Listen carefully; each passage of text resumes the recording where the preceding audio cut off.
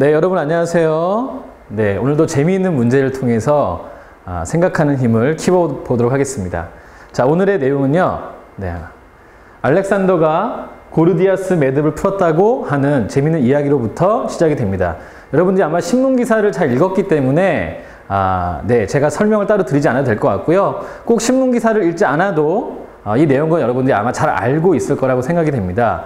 바로 답이 나와 있죠. 일단은 풀리지 않은 매듭을 어떻게 했다고요?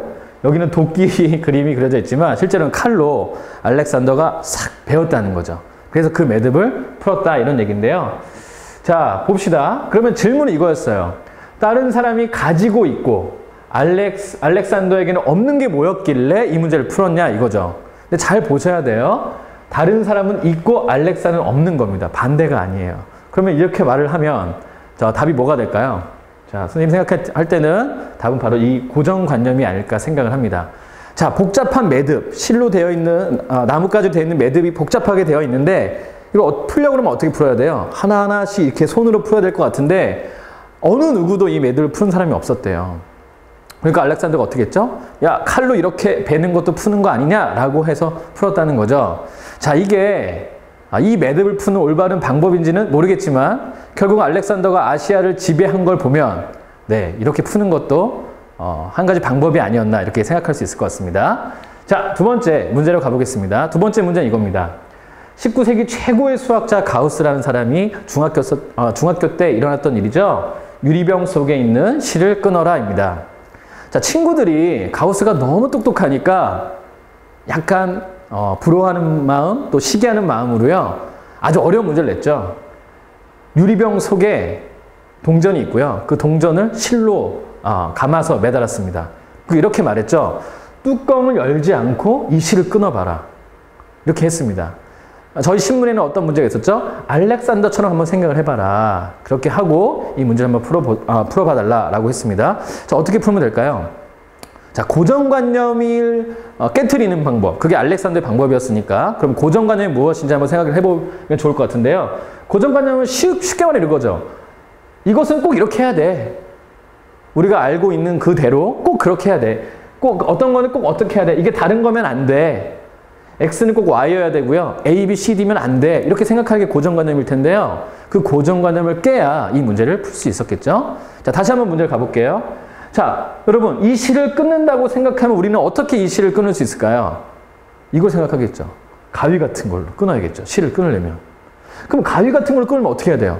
이 뚜껑을 열고 이 실에다가 가위를 대든 뭐 칼을 대든 내 손으로 끊든 이걸 뚜껑을 열고 끊어야 되는 거잖아요. 네. 그러니까 물리적인 힘으로 끊으려면 이 뚜껑을 열지 않고는 좀 어려운 얘기죠. 그러면 가위든 칼이든 건 안 되는 거예요. 아무리 그쪽으로 고민하면 이 답은 풀 수가 없습니다. 근데 중학생이었던 가우스는요. 아주 재미있는 아이디어를 냈고요. 그 아이디어는 사실 별게 아닙니다. 바로 정답은 이거죠. 이게 뭐죠? 돋보기입니다.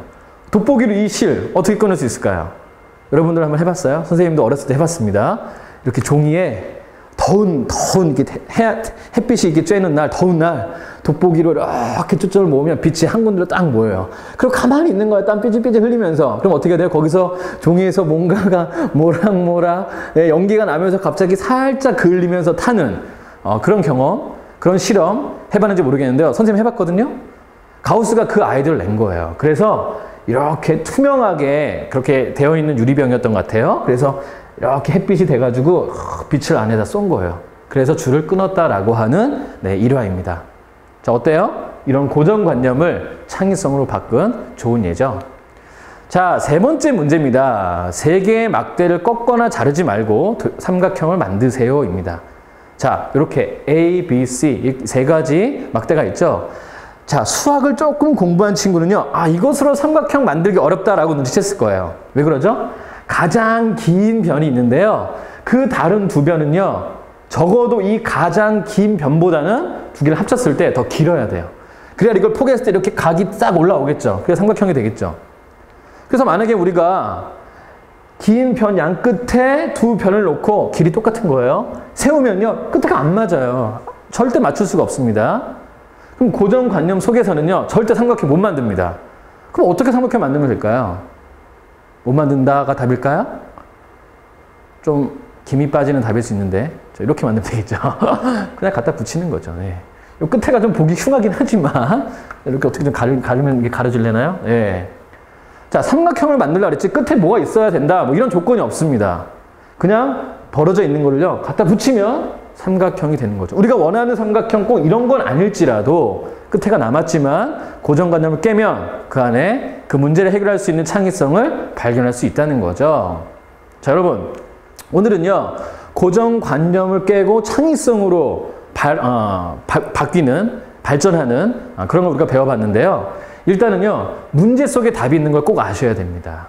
복잡한 매듭, 유리병, 닫혀있는 유리병 속의 실, 그 다음에 짧은 막대, 그 문제를 자세히 살펴보면은요 그 안에 답이 있는 걸 발견할 수 있어요.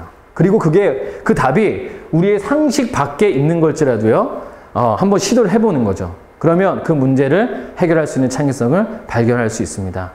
혹시나 우리에게 주어진 문제가요 해결할 수 없어 라고 생각할지 모르겠어요. 하지만 문제를 잘 살피고 생각보다 다른 방식으로 생각을 해본다면 우리는 그 문제를 해결할 수 있을 것 같습니다. 우리가 이렇게 문제를 해결해보는 창의성에 대해서 한번 배워봤습니다. 자, 오늘 여기까지 하겠습니다. 반갑습니다. 네, 안녕.